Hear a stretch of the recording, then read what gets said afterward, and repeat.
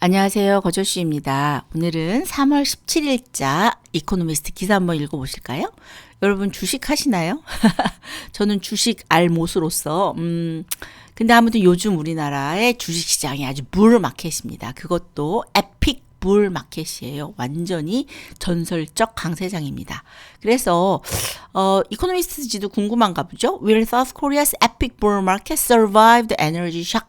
요번에 그 에너지 쇼크 있었잖아요. 에너지 충격을 과연 한국의 에픽 불 마켓도 과연 survive 견뎌낼 수 있을까? 아니 그러니까 이란에 전쟁이 나가지고 저 트럼프 정말 그죠? 그런데 우리의 그 불 마켓이 견뎌낼 수 있을까? 그런데 대답은 probably 아마 견뎌낼 수 있을 거래요. 주식하시는 분들은 너무 다행이죠.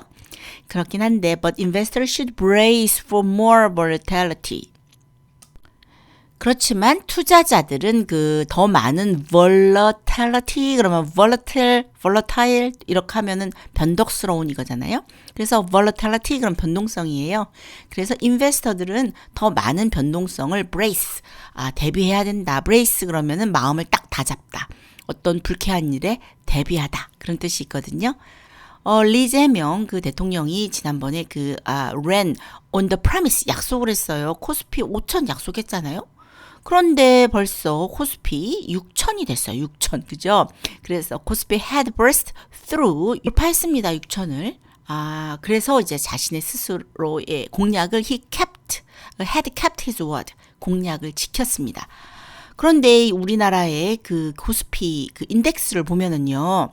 12개월 동안 2월 말까지 12개월 동안 138% 성장을 했어요. 그럼 이게 많이 한 건가? 라고 했을 때 이것은 완전히 outperforming global market. 완전히 세계의 시장을 압도하는 것이었다라고 합니다. 그런데 이제 잘 나가다가 에너지 shock 있었죠? 근데 에너지 쇼크는 except 예외였어요. 에너지 충격은 예외였는데 그때 한 이틀 만에 in 2 days 이틀 만에 plunged by nearly a fifth 그러면은 5분의 1이잖아요.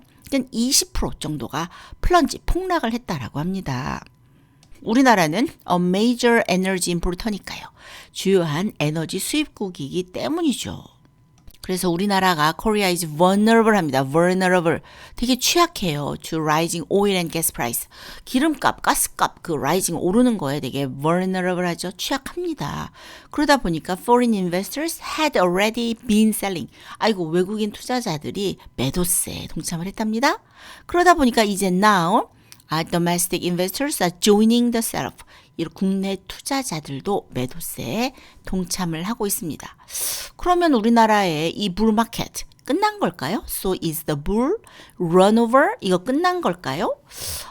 근데 끝난 건 아니라고는 합니다.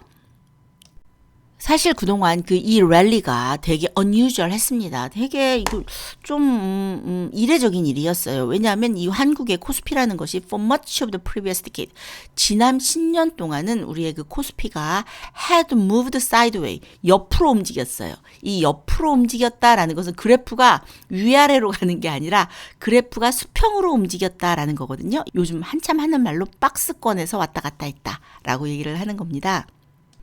그리고 우리나라 같은 경우는 dominated by traditional export industries facing Chinese competition.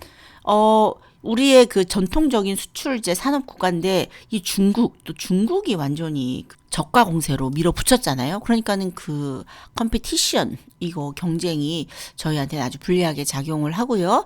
또 우리나라 같은 경우는 오죽하면 재벌이라는 영어 신조어가 생겼을 정도로 opaque 재벌 스트럭처를 가지고 있습니다. opaque 그러면은 불투명한 거예요. 아주 불투명한 재벌 구조를 가지고 있어요. 그런데 이런 것들이 low returns를 이끌어냈습니다. low return 그러면 return이 아주 낮은 거니까 이게 뭐냐면은 자본에 비해서 기업이 돈을 잘 못 버는 경우 자본은 많은데 그거에 비해서 기업의 리턴이 크지 않다라고 할 때 이제 low return이라고 하는데요. 다른 말로 ROE가 낮다라고 얘기를 합니다. 이것을 자산은 많지만 돈 버는 효율이 낮다라고 할 때 ROE가 낮다라고 하는데 그러다 보니 우리나라에 코리아 디스카운트라는 말이 이제 생겨날 정도로 한국 주식은 ROE가 좀 낮았습니다.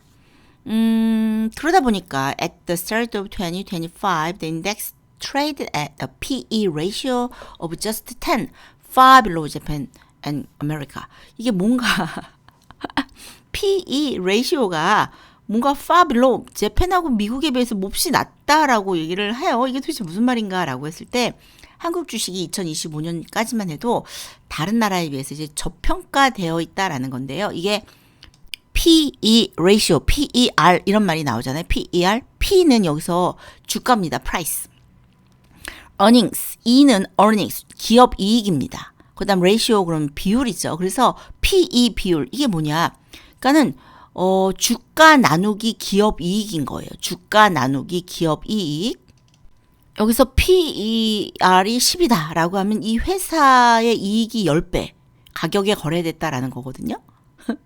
근데 이것이 높은가 낮은가 잘 모를 때 일본은 15배, 미국은 25배라고 합니다. 그러니까 우리나라의 PER, Price Earning Ratio, PER이 10배라는 것은 다른 나라에 비해서 좀 낮았다. 그래서 저평가되어 있다라고 얘기할 수 있습니다. 다시 말하면 이제 우리나라의 그 주식은 저평가되어 있는데 그 이유가 재벌 구조, 그다음에 비효율, 코리아 디스카운트 이런 것 때문에 저평가되어 있다라고 얘기할 수 있습니다. 그러니까 다시 말해서 한국 주식이 더 오를 만한 여지가 있다라는 거겠죠. 여기서 보면 그런데 우리나라가 그런 약점을 가지고 있는데 오히려 요번에 그 1년 동안 투자자들이 한국 그 주식에 열광한 이유가 이런 former weakness라는 이전에 그 약점이라는 거 여겨졌던 것들이 strength, 강점으로 작용을 했다라는 거예요. 예를 들면 South Korea's asset-heavy industrial companies now fit the booming HALO, HALO trade 이거에 맞는다는 거예요. 한국의 그 asset-heavy asset heavy라는 것은 자산은 많은 거. 다시 말해 실물 생산 능력과 제품은 많은데 이게 기술이 이렇게 진부한 거예요. 요즘 뜨거운 그 투자 테마가 뭐냐면요. 할로래요. 할로 트레이드. HALO인데 H는 하드웨어, A는 asset, L은 logistics 아니면 large scale infra. 그다음에 O는 old economy. 전통 산업 뭐 이런 거 할로 트레이드는 그래서 다시 말해서 AI 방산 뭐 공급망 시대에서 공장 자산이 많은 사업이 다시 주목받는 그런 투자의 흐름을 보이고 있다랍니다. 그래서 우리나라가 옛날에는 그것이 약점이었는데 지금은 그게 강점으로 작용을 한다는 거예요. 그래서 투자자들이 한국 주식에 열광했다라고 합니다. 요즘 세상에 with AI infrastructure spending, rising defense budget and global supply chain decoupling 이런 거잖아요. 다시 말해서 인공지능 인프라를 구축해야 되고 좀 기업들이 그런 경쟁에 뛰어들고 있습니다. 그다음에 국방비 지출 엄청나죠. 그다음에 그 중국이나 뭐 이런 서방이 그 전기차 배터리부터 뭐 LNG 운반선까지 그 핵심 제품 공급망에서 탈동조화되는 흐름을 보이고 있어요. 그러다 보니까 오히려 우리나라 주식이 각광을 받는다라고 얘기를 하고 있습니다. 다시 말해서 이것은 한국 주식이 더 오를 여지가 있다라는 뜻이겠죠. 그래서 이런 트렌드가 still in place, suggesting further upside remain. 한국의 주식이 더 오를 거라는 그런 여지가 있다라는 걸 나타내요. 그렇긴 하지만, however, growth will likely be more volatile. 이 성장은 상당히 volatile, 훨씬 더 요동칠 것이다, 불안정하고 요동칠 것이다, 변동성이 되게 클 것이다 라고 얘기하고 있어요. 우리나라 주식이. 그럼 왜 그렇게 우리나라 주식이 앞으로 그렇게 변동성이 클 것인가를 한번 볼까요? 그 이유 중에 하나가 extreme concentration이라고 합니다. 이 완전히 집중도가 되게 높잖아요. 어디에?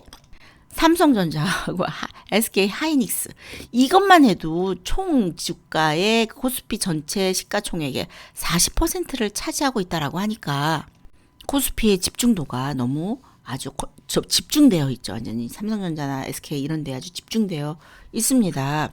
그런데 반도체 칩이라는 것은 상당히 highly cyclical industry잖아요. 완전히 이렇게 업사이드 다운을 많이 할 수 있는 호황과 불황을 반복하는 아주 경기 순환 사업입니다. 또 두 번째 우리나라 주식이 요동칠 그 이유 중에 하나가 second market is increasingly driven by retail investors using leverage.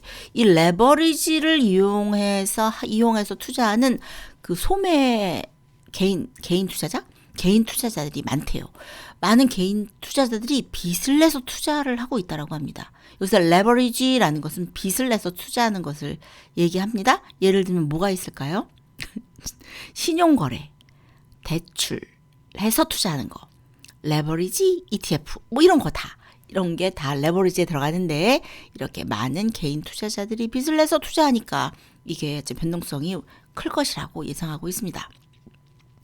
그럼에도 불구하고 한국의 이코티 그 주식은요, relatively cheap and less crowded. 비교적 싸고 less crowded라고 하면은 과열이 덜 된 상태다. 아직 과열된 상태가 아니다라고 얘기하고 있습니다. 다시 말해서 그렇다는 것은 주가 상승 요인이 있을 수 있다라는 거죠.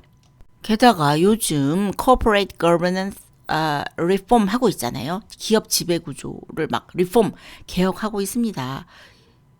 그렇기 때문에 일단 once the energy shock faded, 에너지 그 쇼크가 좀 사라지면 the rally could resume.